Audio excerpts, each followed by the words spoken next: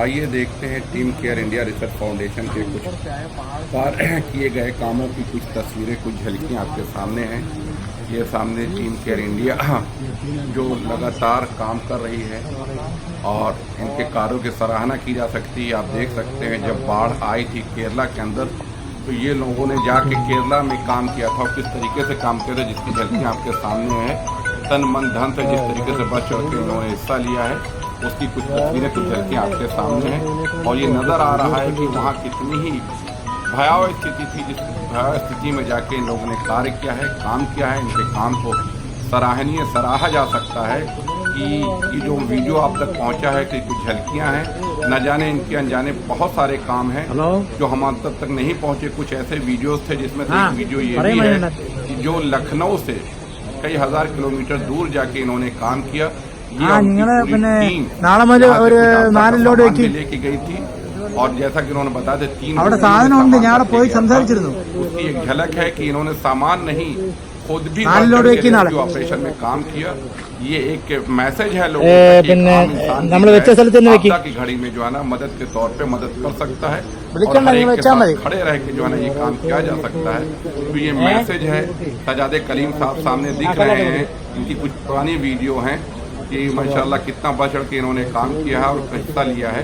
तो सराहनीय काम है इनके काम के। इनके और भी वीडियोज हैं, बस ये वीडियो एक ही चलाना मुनासिब समझा हमने कि ताकि लोगों तक मैसेज पहुंचाया जाए कि ये लोग किस तरीके से कार्य करते हैं और बढ़ चढ़ के हिस्सा लेते हैं। ये आप देख सकते हैं जब केरला में बाढ़ आई थी तो वहाँ क्या ख़तरनाक स्थिति थी, भयावह स्थिति थी, जो पूरा तहस नहस हो चुका था। उस बीच में जान की परवाह ना करते हुए ये लोग वहाँ पहुँचे, इन्होंने बढ़ चढ़ के हिस्सा लिया, लोगों की मदद की, लोगों का साथ में हाथ रहकर साथ हाथ बटाया और अच्छे कार्य करने के लिए हम उनको सराहा। तो चलिए आज मिलते हैं। आज हमारे बीच मौजूद हैं लखनऊ के चर्चित समाज सेवी टीम केयर इंडिया के फाउंडर, संस्थापक और अध्यक्ष जनाब शहजादे कलीम साहब। समाज सेवी होने के साथ साथ शहर के प्रमुख व्यवसाय भी हैं, व्यापारी भी हैं, जो लगातार पिछले कई वर्षों से जो है समाज सेवी कार्यों के उसमें लगे रहे हैं और काम कर रहे हैं और हर तरीके से गरीब, आर्थिक बेसहारा और कमजोर लोगों के की मदद के तौर पे बढ़ चढ़ के हिस्सा लेते हैं। तो आज हमारे सामने मौजूद है शहजादे कलीम साहब। मैं इनसे कुछ सवाल करूंगा कि ताकि समाज में जो लोग काम करते हैं उनको एक प्रेरणा के रूप में इनको देखा जा सकता है और इनसे कुछ बातचीत करेंगे कि किस तरीके का काम है, क्या क्या करते हैं। तो सबसे पहले शहजादे कलीम साहब जी, आपका बहुत बहुत स्वागत, बहुत खैर मकदम है आपका कि आपने अपना वक्त दिया और हमारे सामने आप आए हैं। तो मेरा पहला ये सवाल है कि आप पिछले कई वर्षों से समाज सेवी के क्षेत्र में आप काम कर रहे हैं और आप क्या क्या काम करते हैं ताकि लोगों तक हम बताएं कि एक व्यापारी भी बहुत कुछ कर सकता है और बहुत से लोगों को आर्थिक रूप से जो परेशान, जो बेरोजगार, जो आर्थिक रूप से जो परेशान लोग हैं, कौन कौन सी मदद करते हैं और किस प्रकार की करते हैं, इसके बारे में आप जरा लोगों को बताएं। देखिए, हमारा जो उद्देश्य है, हमारी संस्था का और हमारा खुद का भी उद्देश्य है, क्योंकि समाज सेवी जो है वो दिल से होता है। किसी संस्था से या किसी पॉलिटिकल विंग्स के से जुड़ने का मतलब ही नहीं समाज सेवा होता है। समाज सेवा जो करता है आदमी, उसके अपने अंदर होता है, उसके दिल में होता है, उसके अंदर जज्बात होते हैं समाज की मदद करने के लिए। तो मेरे साथ भी यही रहा है कि मैं अपने जज्बातों से, और मैं जब पढ़ता था तब भी मैं काफ़ी, जब मेरी स्थिति थी, मेरा ख्याल 7th 8th के मैं था, तब भी मैं लोगों के लिए बहुत ज़्यादा मदद करता था और काम करता था। लेकिन तब मुझे समाज सेवा और इसके बारे में शायद पता भी नहीं था उस टाइम पर क्या होती, लेकिन मेरे अंदर एक जज्बात था, मैं करता था। तो बाद में जब थोड़े आर्थिक स्थिति बदली तो मैंने और भी उसको विस्तार से किया। और अभी जैसे कि हमने आपको बताया कि हमारी संस्था 2 चीज़ों पे काम करती है, एक तो आपदा राहत और दूसरा मेडिकल और तीसरा एजुकेशन। इन तीनों चीज़ों पे हम काम करते हैं। आपदा पे हम काम करते हैं कि अगर कोई स्टेट, इंडिया का कोई भी स्टेट अगर ये आपदा घोषित कर देता है, राष्ट्रीय आपदा अगर घोषित करता है, तो वहां पर हम और हमारी टीम के लोग जाकर उस आपदा के अंदर हम लोग जाकर लोगों की मदद करते हैं। और जैसी भी आपदा आई हो, आपदा कभी फ्लड के रूप में भी होती है, कभी फायर के रूप में भी होती है, कभी स्लाइड हो जाता है, उसमें भी होता है। इस तो हम लोग वहाँ जाकर पहुँचकर और सेवा देते हैं, और ये हमारा सौभाग्य भी होता है कि हम ऐसे कामों में जो वो गॉड, वो ईश्वर, वो अल्लाह हमसे काम लेता है, बड़ी मेहरबानी उसकी है। और एजुकेशन में हमारा काम लगातार चल रहा है। मैंने सुबह में गरीब बच्चों के लिए एक स्कूल खोल रखा है, वहाँ बच्चे पढ़ते हैं और बिना किसी फीस के उनसे एक भी पैसा नहीं लिया जाता, सारा खर्चा संस्था उठाती है उनका। और मेडिकल स्टोर पर, और इसके अलावा जो मेडिकल पर हमारा काम है वो हम अपनी संस्था के द्वारा विभिन्न विभिन्न स्थानों पर जाकर हम मेडिकल कैंप के जरिए लोगों की स्वास्थ्य सेवा लोगों को देते हैं, और लोगों का चेकअप कराकर। और एक चीज़ और हम हमारी संस्था करती है कि हमारी संस्था में जो टीम के लोग हैं हमारे, उनको हम लोग एक चीज़ और भी अवेयर के रूप में करते हैं कि जैसे आसपास के छोटे-छोटे ज़िले हैं, इन ज़िलों से बहुत लोगों को नहीं मालूम होता है कि उनको अगर वहाँ के डॉक्टरों ने जवाब दिया है, तो जिस चीज़ की उनको बीमारी है या जिस भी बीमारी से वो ग्रसित हैं, उसका सही इलाज लखनऊ में कहाँ होगा और कौन से डॉक्टर होंगे उसके, ये उनको नॉलेज नहीं होती है। तो इसको भी हमारी संस्था प्रोवाइड कराती है, और अगर ज़रूरत पड़ती है तो हम उस डॉक्टर को कॉन्टैक्ट करके और उसको बताते भी हैं पेशेंट के बारे में, और हम उसको फ़ॉलो अप देते हैं। ये मेडिकल से रिलेटेड हमारे काम चल रहे हैं। इसके अलावा हमारी संस्था ने ब्लड डोनेशन भी किया। ब्लड डोनेशन तो करती रहती है अक्सर, उस पर भी हमने काम किया है। बड़ी अच्छी चीज जैसे बताई। तो कलीम साहब, माशाल्लाह आपने बड़ी अच्छी बात कही, और मैं आपको विगत कई वर्षों से जानता भी हूँ, लेकिन जितना आप बताते हैं उतना काम को दिखाते क्यों नहीं है? आज के वक्त में जो समाज सेवी जो लोग, किस तरीके से, मैं सबको नहीं कह रहा हूँ, दिखावा ज्यादा है, काम कम है। लेकिन मैं यहाँ पे आपको देख पा रहा हूँ कि आप दिखाते कम है और काम ज्यादा कर रहे हैं। तो ये चीज बड़ी अच्छी लगी। और आपने सिर्फ लखनऊ या अपने उत्तर प्रदेश में नहीं, मेरे ख्याल से जहां तक मैं आपको जानता हूं, कई और राज्यों में भी जो आपने जो है ना, आपदा के समय में, कोरोना काल में, बाढ़ के समय में आपने हर तरीके से मदद की है। तो मैं चाहता हूं कि अपने दर्शकों को ये बात पहुंचाए कि आपने कौन कौन से क्षेत्र में और कब कब क्या क्या काम किए हैं, ताकि एक प्रेरणा के रूप में आप लोगों तक ये पहुंचाए कि आप कुछ बिजी होने के बाद भी, व्यवसायी होने के बाद भी आप लोगों की मदद कर सकते हैं। तो आप किसके बारे में रोशनी डालिए इसके बारे में। देखिए, व्यवसायी जो होता है उसके पास ये बात सही है कि वक्त नहीं होता है, और वक्त इसलिए नहीं होता है कि उसके ऊपर 4 लायबिलिटी, 4 जिम्मेदारियां होती हैं, 4 लोगों का स्टाफ उसके अंडर में होता है, जिनको वो अगर व्यवसाय में अपने थोड़ा-सा भी वो ढीला हो गया और टाइम उसने सही से नहीं दिया उसमें, तो उसको दिक्कत आ जाती है, आर्थिक रूप से भी परेशान हो।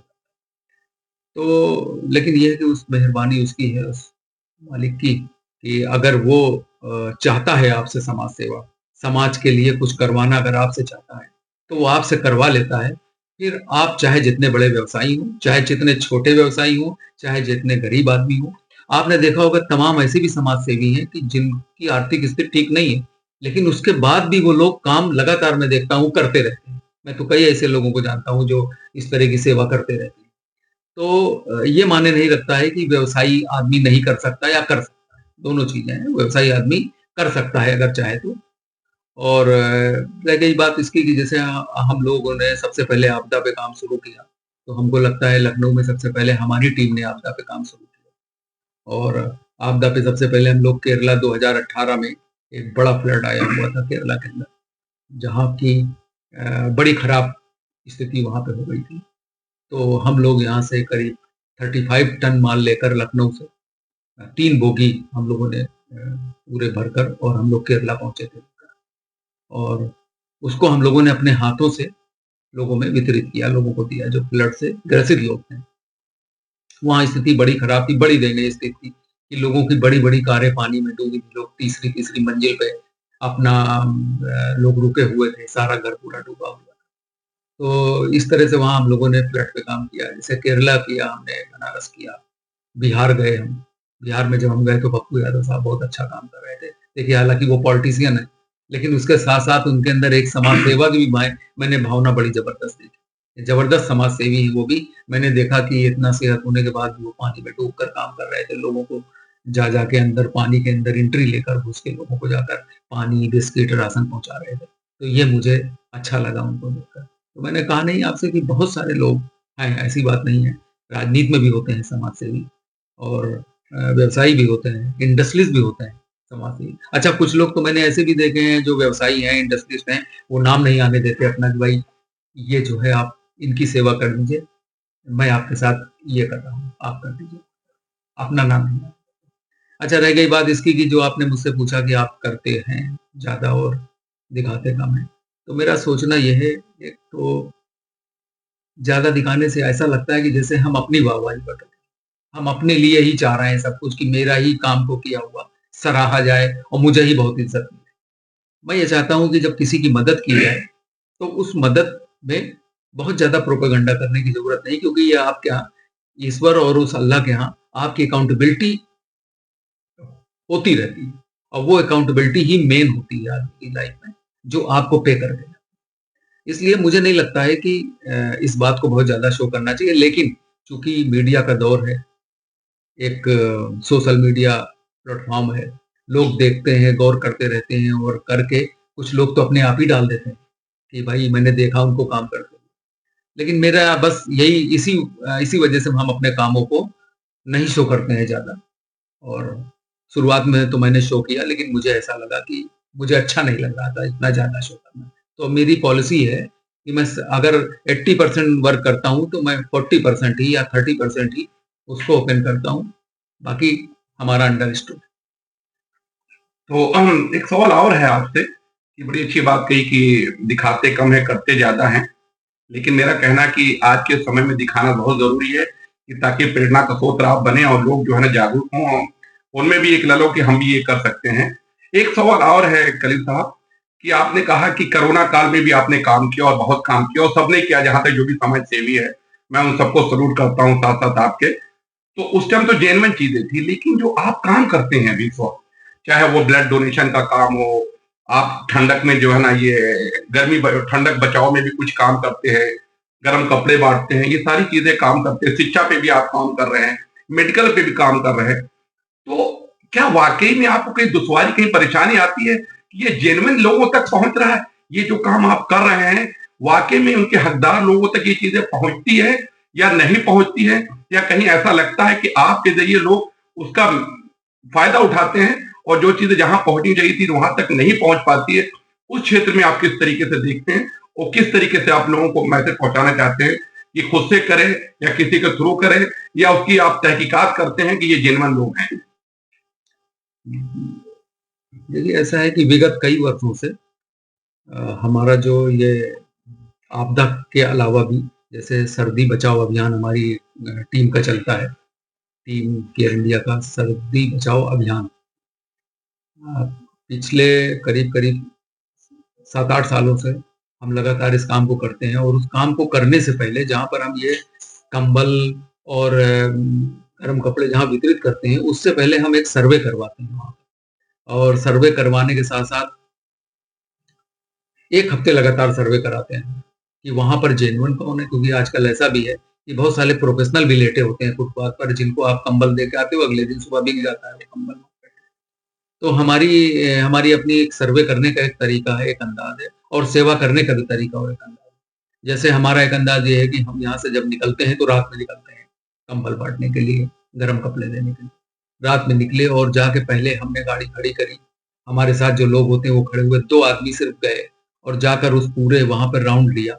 मेरा टाइम ज़रूर जाता है वहाँ आधे 1 घंटे का, लेकिन उस वक़्त मौजूदा भी हम सर्वे से अलग हट के भी ये ऐसा करते हैं कि हमने 2 आधे घंटे के अंदर 1 घंटे के अंदर पूरा राउंड लिया अकेले जाकर और वहाँ उसको जज किया कि यहाँ 50 लोग सो रहे हैं और उस 50 लोगों में किसको नीड है कंबल की और किसको नहीं। और तो उसमें मिल ही जाते हैं, 10-20 लोग आराम से मिल जाते हैं कि जो एक चादर ओढ़े हैं या उनके पास नीचे कुछ बिछाने के लिए नहीं, ऊपर है उनके पास सही। तो हम लोग इस तरह से उनको जाके ही पहले टारगेट करते हैं, उतने कंबल निकाले, उनको जाके दे दिया गया। तो इस तरह से हमारी ये नीड पूरी होती है। रह गई बात इसकी कि जैसे कि आपने देखा होगा कि कंबल में भी बाँटने का एक हम लोगों का एक अलग वो है कि कंबल भी हम ऐसा नहीं देना चाहते कि खाली नाम हो रहा है कि ये संस्था बहुत कंबल बाँट रही है। हम चाहे 50 कंबल बाँटें, लेकिन हम कंबल एकदम सॉलिड बाँटते हैं। हम ऐसा कंबल कि जो आपने सिर्फ़ नाम हो गया ब्लैक कलर का दिख रहा है वो, लेकिन सर्दी ही नहीं लग रही। अगर किसी ने उसको उसके पैर के नाखून भी अगर सोते में उसके लग गए तो पता चला कंबल भी इससे 2 हो गया या फट गया। तो हम लोग इससे थोड़ा परहेज़ करते हैं, चाहे भले ही हम 200 कंबल की जगह 50 कंबल बाँटें, लेकिन हम लोग सॉलिड चीज़ देते हैं ताकि लोगों को उसका सही यूज़ हो, सही पहुँचे लोगों तक। एक आखिरी सवाल ये है कि ये विगत कई वर्षों से आप काम कर रहे हैं, जैसा कि मैं जानता हूँ और जैसा कि मैं देख पा रहा हूँ आपको। आपको कहीं पे ऐसा एक एक लिमिट होती है इंसान के कार्य करने की, काम करने की क्षमता होती है। कहीं पे ऐसा लगा आपने कोरोना काल में भी किया, बाढ़ आपदा में भी किया, यूपी में भी लास्ट ईयर बाढ़ आई थी, उसमें भी आप लोगों ने बढ़-चढ़ के आपकी टीम ने बढ़-चढ़ के हिस्सा लिए। आप ठंडक में भी काम करते थे। कहीं पे ऐसा लगा कि हम यहाँ पे कमज़ोर पड़ गए हैं, कुछ और लोग होते, बढ़-चढ़ के हिस्सा लेते, तो इन लोगों की रिक्वायरमेंट जो ज़रूरत थी, जिस क्षेत्र में भी हो, पूरी हो सकती थी। कोई ऐसा वाकया, कोई ऐसी चीज़ आपके सामने आई कि वाक़ई में अगर सब लोग आते तो ये दर्द ही ना होता, ये परेशानी ना होती, एक अकेला क्या करता? कहीं न कहीं ऐसा लगा कि कोई ऐसी चीज़ हुई आपके साथ कि जो हाँ, शेयर करना चाहेंगे लोगों की, ताकि फ्यूचर में अगर कहीं ऐसी चीज़ हो तो लोग बढ़-चढ़ के हिस्सा लें, उस पॉइंट को देखते हुए? देखिए एक्चुअली में हमने आपसे अभी पहले भी एक बात बोली है कि सबसे बड़ी बात है कि आदमी का विश्वास जीतना। इस समाज सेवा के रूप में बहुत सारे लोग काम करते हैं, लेकिन पब्लिक जल्दी से फेक नहीं करती, भरोसा नहीं करती। पहले लिमिटेड लोग ही जो जानते हैं आपको अच्छी तरह, वही आपके साथ कंट्रीब्यूट करते हैं और आपके साथ मदद करते हैं कि आप करिए, हम आपके साथ हैं, तो हौसला बढ़ जाता है। लेकिन अब उसमें अगर आप उनकी बातों को भी सुनिए कि जैसे किसी से कहा गया कि भाई आप हम लोग ऐसा-ऐसा काम कर रहे हैं और आप उसमें कुछ कंट्रीब्यूट कर लीजिए। तो लोग का सवाल यही है कि वो आए थे, उन्होंने हमसे इतना किया और वहाँ जाके कुछ नहीं हुआ और सब पैसा ही खा गए हमारा। तो इस तरह के सवालों से हम लोग जो है, इस तरह की बातों से और हादसों से हम अपने को परहेज़ रखते हैं और कोशिश करते हैं हम जो है कि जो लोग मदद करना चाहे लोगों की, ये बात सही है, उनकी भी बात सही है कि लोग पैसा लेते हैं और लेने के बाद इधर-उधर मिसयूज़ हो जाता है।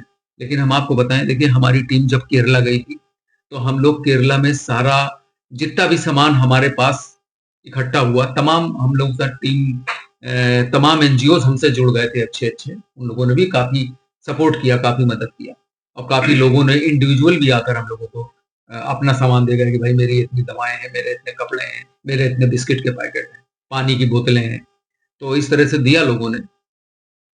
लेकिन मेरे ये उसमें जो है एक सवाल ये ज़रूर रहा है कि मैं लोगों से कहना चाहता हूँ कि लोग जब ऐसी बात आया करें, तो अगर समझते हैं ऐसा, तो पहले जिस तरह हम लोगों को जाके मदद पहुँचाते हैं जज करके, रीड करके, वहाँ का सर्वे करवा के, वहाँ की बातों को समझ के, वहाँ की चीज़ों को, वहाँ की ज़रूरत को समझ कर, ज़रूरतमंदों को ढूँढ कर, तो उस तरह से वो भी थोड़ा-सा टाइम निकाल कर और सर्वे कर लें कि भाई ये एनजीओ काम कर रही, तो वो एनजीओ कितना काम कर रही, सही है कि नहीं? जानकारी ले लें और जानकारी देने के बाद उस एनजीओ की मदद मेरे सवाल पे आपने एक चीज़ आपने फिर कलीम साहब ने बताया कि कहीं पे ऐसा लगा, ये आपने बहुत सही की कि जिस तरीके से आप तहकीक करके लोगों तक पहुँचाते हैं, एनजीओ चलाने वालों को ऊपर लोग ट्रस्ट करके जो है ना, बिल्कुल। लेकिन कहीं पे ऐसा लगा, एक पेन, एक दर्द, अंदर आप दर्द दर्द है तभी तो आप समाज सेवा का काम कर रहे हैं। लेकिन कहीं पे आप काम करते हुए असमर्थ हो गए। हुँ। ऐसा लगा कि काश के कुछ और लोग होते, जी, जी। बढ़-चढ़ के हिस्सा लेते, तो जो ये परेशानी है प्रेज़ेंट टाइम में ये खत्म हो जाती। कोई आपने पैंडेमिक में भी किया, कोरोना में भी किया, बाढ़ आपदा में भी किया और शिक्षा में भी करते हैं, ठंडक में भी करते हैं। कोई ऐसा वाकया जो लोगों को शेयर करें कि ताकि लोग इस चीज़ से दूसरों का दर्द अपना दर्द समझ के बढ़-चढ़ के हिस्सा लें? एक एक बार हम लोग जो है 2-3 साल पहले की बात है, हम लोग कंबल बाँट रहे थे। रात का टाइम था, कंबल बाँट रहे थे। तो बाँटने के बाद मेरे पास जब हम लोग रात में वापस लौटे 3 बजे रात की बात है, तो ये आपका जो 10-90 चौराहा यहाँ पे 10-90 चौराहे पे कुछ लेबर जो है रुके हुए थे, 20-25 लेबर वहाँ पर सो रहे थे रात में। तो जब मैं वहाँ पे पहुँचा उन लोगों को देखा तो देख के मैंने सोचा कि मैं ये जो मेरे पास 10 कंबल बचे हुए हैं इसको भी बांट दिया जाए। तो वो कंबल मैं जब वहां रुक कर गया उनके पास देखने के लिए, तो उनमें से कम मुझे लगता है 15 लोगों के पास कंबल की नीड थी, जरूरत थी। और ऐसी जरूरत थी कि मेरे कंबल उनके देते ही वो लोग एकदम वो हो गए। और हमारे पास चूंकि 10 ही कंबल बचे थे और जरूरत थी वहां 20 कंबलों की, तो उस वक्त जो लोग हाथ जोड़ने लगे कि भैया मुझे दे दीजिए, मेरे पास बिल्कुल नहीं है। और वाकई मैंने देखा जाकर कि वहां नहीं था, लेकिन मेरे पास भी 10 कंबल बचे थे। 3 बजे रात का टाइम था, सारा कंबल बांट चुके थे हम। तो मुझे उस वक्त बड़ी ग्लानि महसूस हुई अंदर से कि काश और हम कंबल लेके आए होते और चीजें होती। हालांकि उस दिन भी हमने करीब करीब 150 से 200 कंबल बांटा था, लेकिन लास्ट में वो मुझे, जब हम लोग प्रोग्राम कम पड़ को, गए। हाँ, कम पड़ गए। तो वो 10 लोगों की जो रिक्वेस्ट रही वो हमको बार बार कचोटती रही घर तक, कि वो हम उनको दे नहीं पाए। हालांकि मैं अगले दिन बाद में गया तो उनमें से कुछ लोग मिले, कुछ लोग नहीं मिले। तो ये भी एक तकलीफ होती है कि वो उस वक्त काश अगर कंबल होता तो मैं उनको दे देता। बहुत बहुत शुक्रिया आपका शहजादे कलीम साहब, टीम इंडिया केयर के जो है संस्थापक और अध्यक्ष जी। आपने बहुत अच्छी बातें बताई और आगे भी आपसे मिलते रहेंगे। इसके लिए लोगों को मैसेज पहुंचाएंगे। और जैसा भी लोगों ने, इन्होंने आपको बताया शहजादे कलीम साहब ने, कि लोगों तक अगर पहुंचाना है, कुछ मदद करना है, तो पहले उसकी तहकीकात करिए और जिनमें लोगों तक पहुंचाइए, ताकि आप मदद करके तो चले जाएंगे, लेकिन जो हकदार है, जो जरूरतमंद है, उन तक चीजें नहीं पहुंच पाती हैं। तो काम करिए, अच्छा करिए, लेकिन तहकीकात करके उन तक पहुंचाइए जिनको उनकी जरूरत है। बहुत बहुत शुक्रिया कलीम साहब, अगेन आपका, टीम इंडिया केयर के जो है संस्थापक और अध्यक्ष जी। और दोबारा फिर से मुलाकात करेंगे। बहुत शुक्रिया।